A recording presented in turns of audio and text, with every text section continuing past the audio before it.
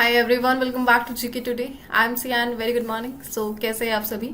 Hope सब fit and fine है। यहाँ पे हम 14th ऑफ जून के करंट अफेयर डिस्कस कर रहे हैं and all these question they are from the daily 20 MCQ series of GK today application.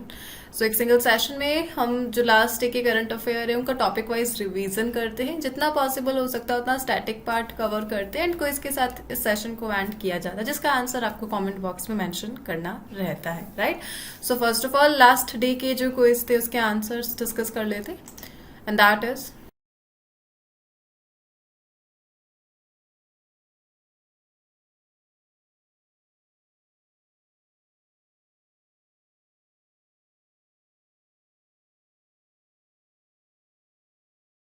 Cropic initiative is launched under which scheme? So recently एक major scheme news में रही, initiative news में रहा, that is क्रॉपिक। और किस scheme का यह part है, किस मिनिस्ट्री के तहत यह फंक्शन कर रहा है? सो फर्स्ट ऑफ ऑल यह पार्ट है प्रधानमंत्री फसल बीमा योजना का।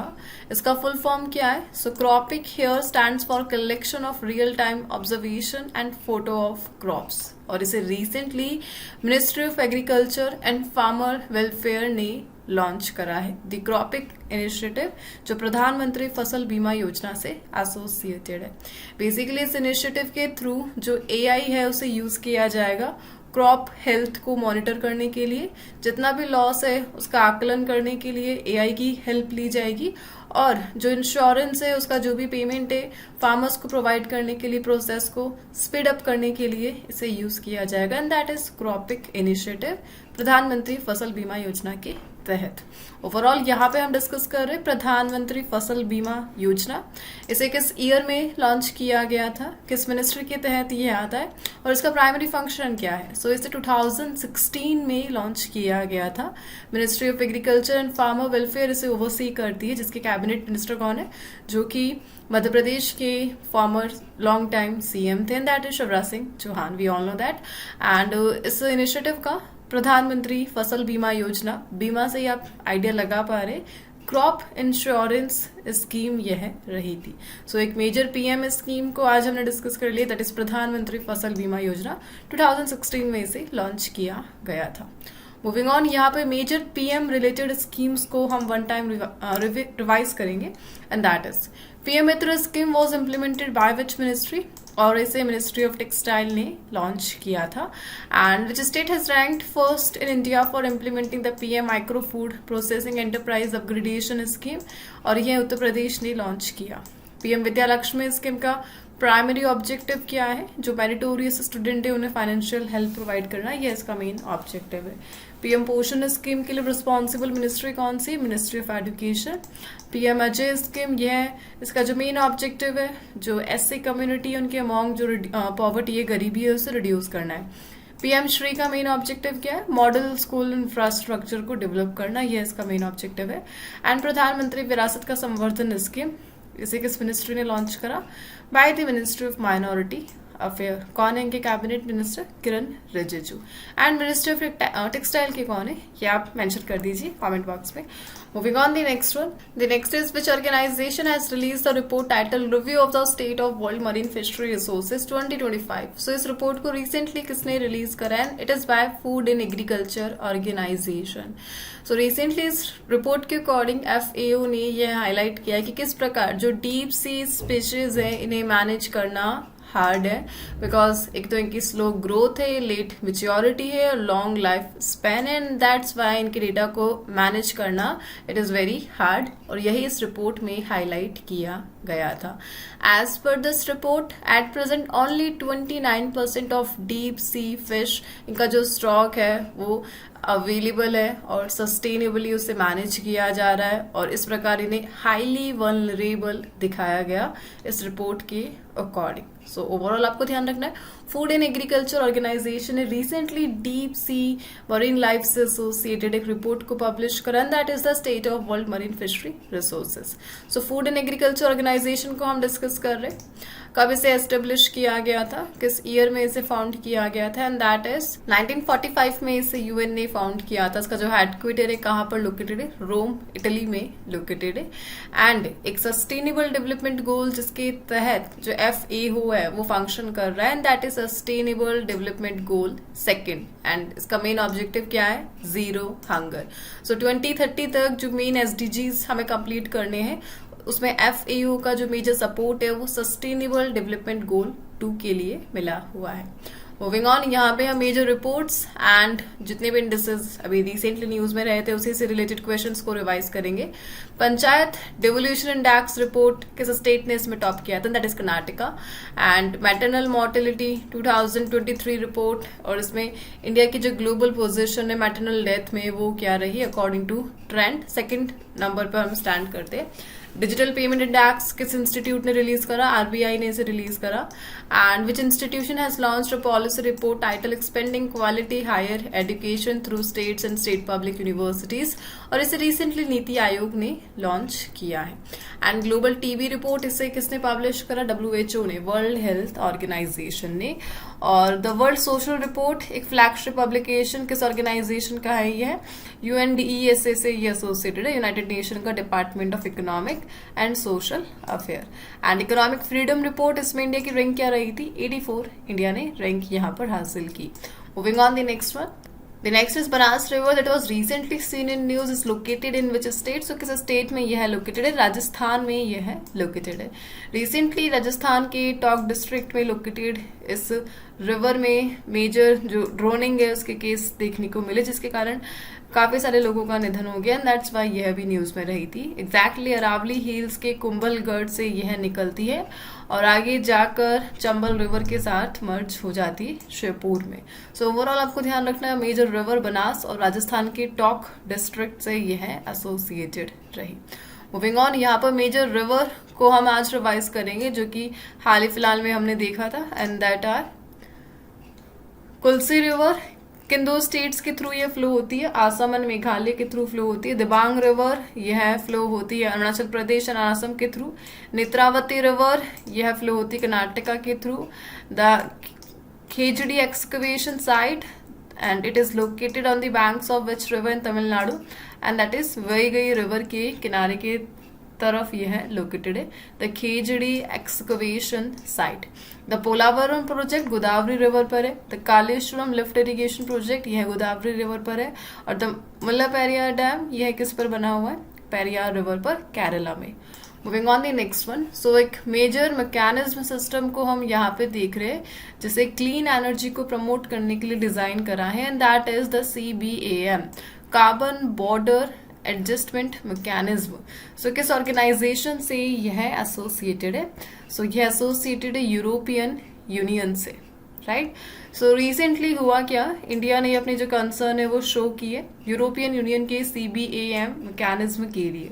बेसिकली इस मैकेनिज्म के थ्रू जो यूरोपियन यूनियन है जितना भी इंपोर्ट करेगा उसमें कार्बन एमिशन के लिए एक्स्ट्रा चार्ज लगाया जाएगा, यानी ऐसे प्रोडक्ट जो कि कार्बन एमिशन से रिलेटेड है जिसके कारण पॉल्यूशन हुआ है उन पर एक्स्ट्रा जो टैरिफ है, एक टाइप का टैक्स आप बोल सकते हो, वो लगेगा CBAM के through, so that European market में जो भी प्रोडक्ट आ रहा है वो एक फेयर प्राइस के थ्रू जो अदर प्रोडक्ट है उनके साथ कंपटीशन कर सके। ओवरऑल जो क्लीन प्रोडक्शन मेथड है उसको प्रमोट करने के लिए यूरोपियन यूनियन ने CBAM को इनिशिएट करा, सो दैट जो भी बिजनेस, जितनी भी इंडस्ट्रीज है वो जीरो कार्बन एमिशन से प्रोडक्ट को बनाना स्टार्ट करे।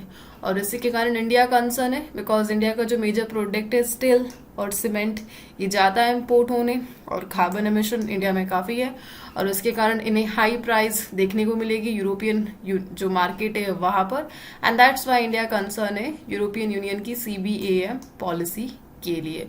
ओवरऑल ये जो पॉलिसी है ये 2026 से आने वाली है, इनिशिएट हो जाएगी, और इसका जो ट्रांजिशनल फेज है पहले ये 23 से 25 तक रहने वाला था।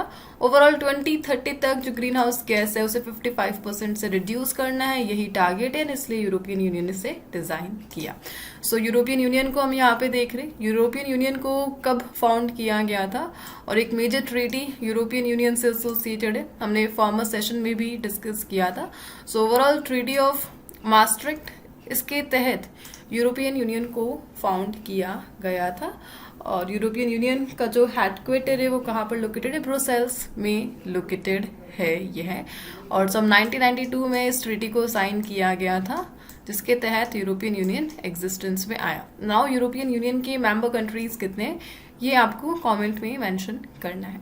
मूविंग ऑन, यहाँ पे हम मेजर ऑर्गेनाइजेशन एंड न्यूज से रिलेटेड क्वेश्चंस को रिवाइज करेंगे, and that is which country has launched the International Organization for Mediation as a new global body to resolve dispute? And we all know China का initiative है, China ने initiate करा एक new mediation जो court है इन्होंने बना दिया है सो दैट डिस्प्यूट को रिजॉल्व किया जा सके, और बेसिकली एक अल्टरनेटिव है ये इंटरनेशनल कोर्ट ऑफ जस्टिस का। The defence research and development organisation inaugurated the quantum technology research centre, और इसे सिटी में किस सिटी में इनोग्रेट किया गया? That is new Delhi. Campus calling program किसने इसे इंट्रोड्यूस करा है? So national commission for women ने इसे इंट्रोड्यूस करा है जेंडर सेंसिटिविटी को प्रमोट करने के लिए और स्टूडेंट जो सेफ्टी है।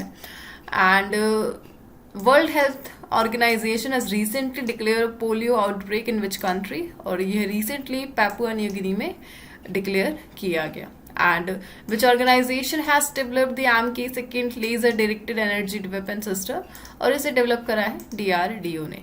एंड रिसेंटली 353rd जो गवर्निंग बॉडी मीटिंग कंप्लीट हुई है ILO की, किस सिटी ने इसे होस्ट किया था? जिनेवा स्विट्जरलैंड ने इसे होस्ट करा, जहां पर ILO का हेडक्वार्टर ही लोकेटेड है। ILO बेसिकली इसे 1990 में फाउंड किया गया था लीग ऑफ नेशन के थ्रू। एंड BRO किस मिनिस्ट्री के तहत ही फंक्शन करता है? मिनिस्ट्री ऑफ डिफेंस के तहत ही है फंक्शन करता है, द बॉर्डर रोड ऑर्गेनाइजेशन। जबकि बॉर्डर सिक्योरिटी फोर्स वो मिनिस्ट्री ऑफ होम अफेयर के तहत फंक्शन करता है। Moving on the next one, प्रधानमंत्री उज्ज्वला योजना was launch by which ministry? So again एक मेजर PM स्कीम को हम डिस्कस कर रहे, दैट इज प्रधानमंत्री उज्ज्वला योजना, और इसे ministry of petroleum and natural gas ने ही लॉन्च किया है। कौन है इसके कैबिनेट मिनिस्टर? हरदीप सिंह पुरी है। 2016 में इस इनिशिएटिव को लॉन्च किया गया था। एक वेलफेयर स्कीम है यह, जो क्लीन कुकिंग के लिए जो फ्यूल है वो प्रोवाइड करती है। सो रिसेंटली न्यूज में रही because free LPG connection offer किए गए इस स्कीम के तहत अडल्ट वुमेन्स को from low income house hold, and that's why यह न्यूज में रहा। ओवरऑल वर्ल्ड को बनाना लार्जेस्ट क्लीन एनर्जी के तहत, और ओवरऑल सो इस स्कीम का जो मेन एजेंडा था फ्री LPG कनेक्शन प्रोवाइड करना है अडल्ट वेमेन को from low income household, और इस प्रकार world's largest clean energy programme है यह है। और रिसेंटली डेटा रिवील हुआ जिसके थ्रू बताया गया कि लगभग 10.33 करोड़ फैमिलीज को इस स्कीम से जो हेल्प है वो मिली है। वुमेन्स को रूरल एरियाज में बेनिफिट हुआ है, क्लीन एनर्जी को प्रमोट किया गया, एंड दैट्स वाई यह न्यूज में रहा।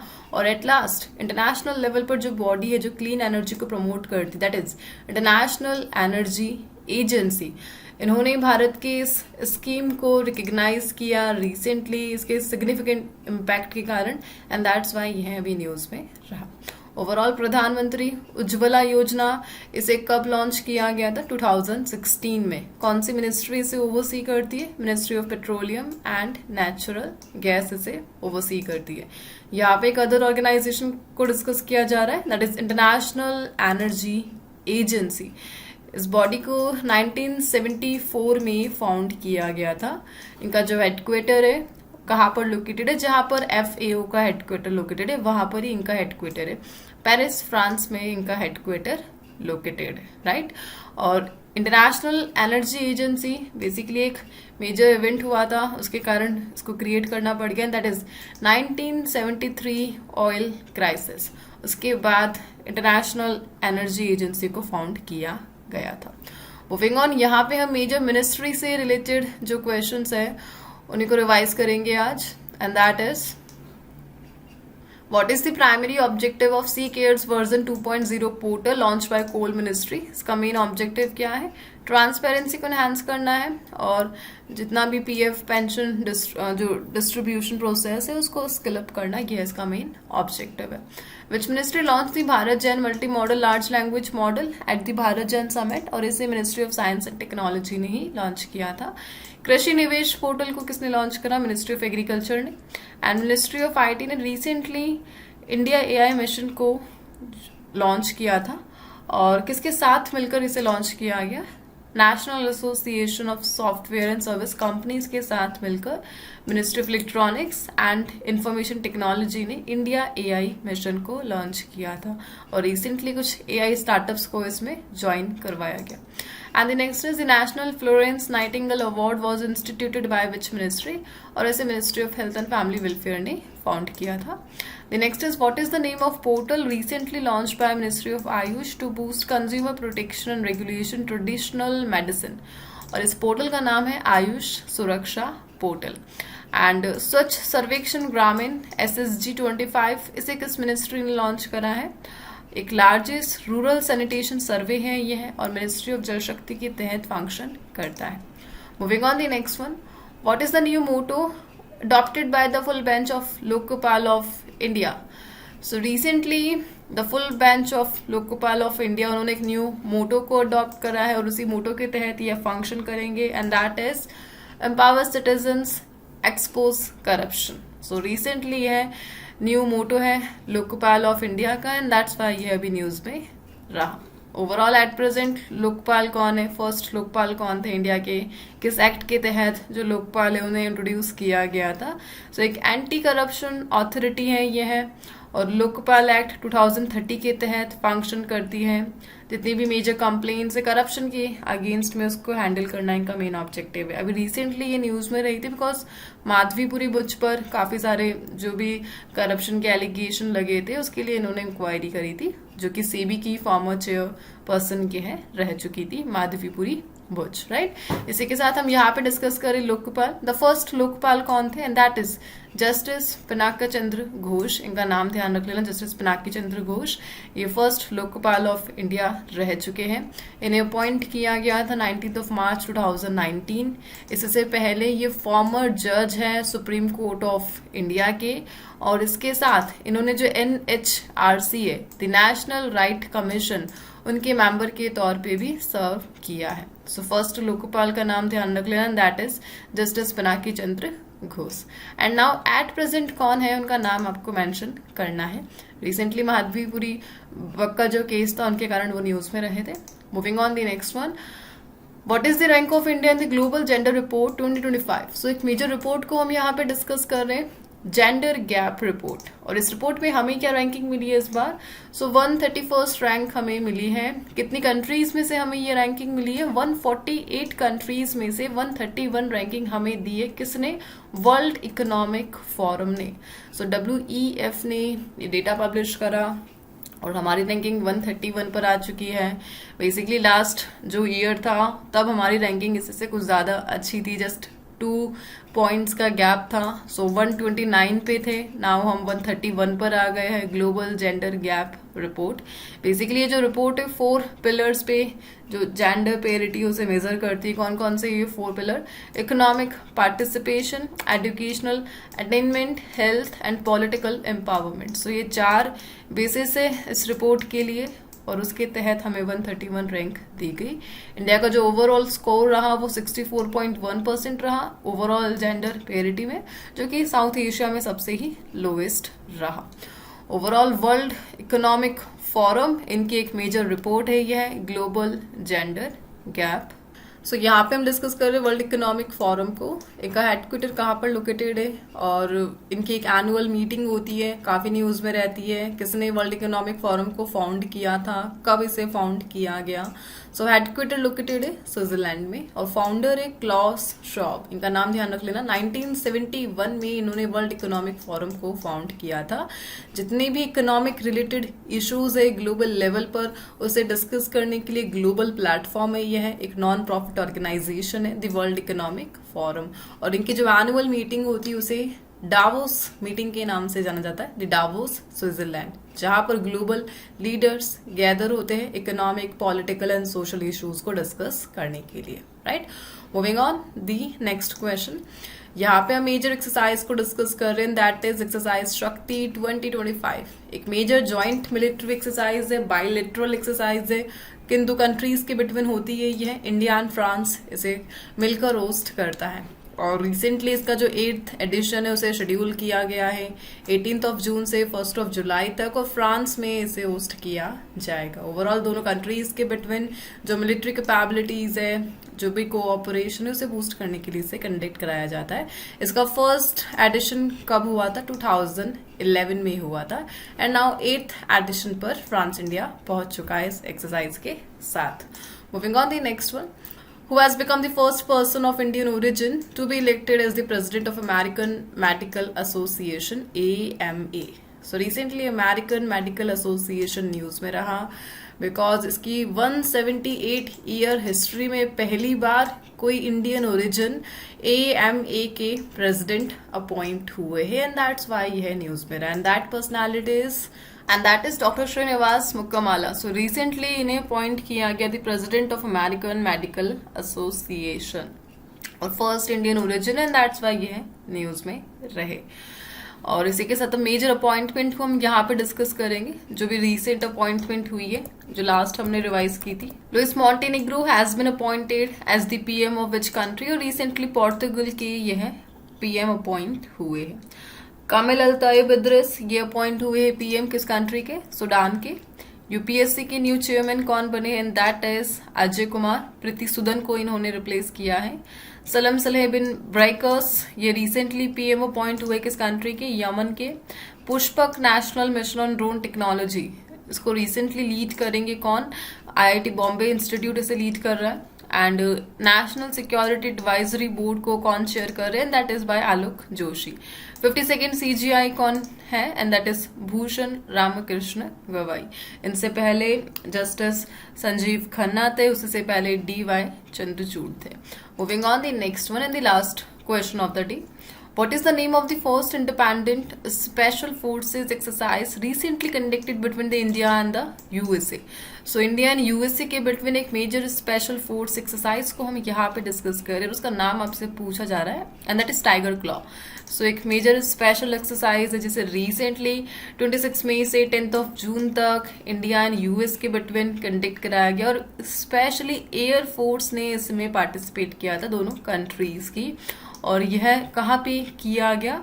उत्तर प्रदेश में जो चांदी नगर है, यहाँ पर ट्रेनिंग सेंटर है, Garud regimental training centre north India, यहाँ पर इसे होस्ट किया गया था। The joint special force exercise between India and the US air force. Overall partnership, जो कोऑपरेशन है, और जितने भी मिलिट्री ड्रिल प्रैक्टिसेस है उन्हें प्रमोट करना, यही इसका मेन ऑब्जेक्टिव रहा। मूविंग ऑन, सो इस सेशन को आज हम यहाँ पे एंड कर रहे हैं। आज के जो क्विज के क्वेश्चन है that is associated with major award, honour and personal news, जिनके आंसर आपको कमेंट बॉक्स में प्रोवाइड करने हैं। एंड हम मिलते हैं नेक्स्ट सेशन के साथ। Till then please do revision and take care.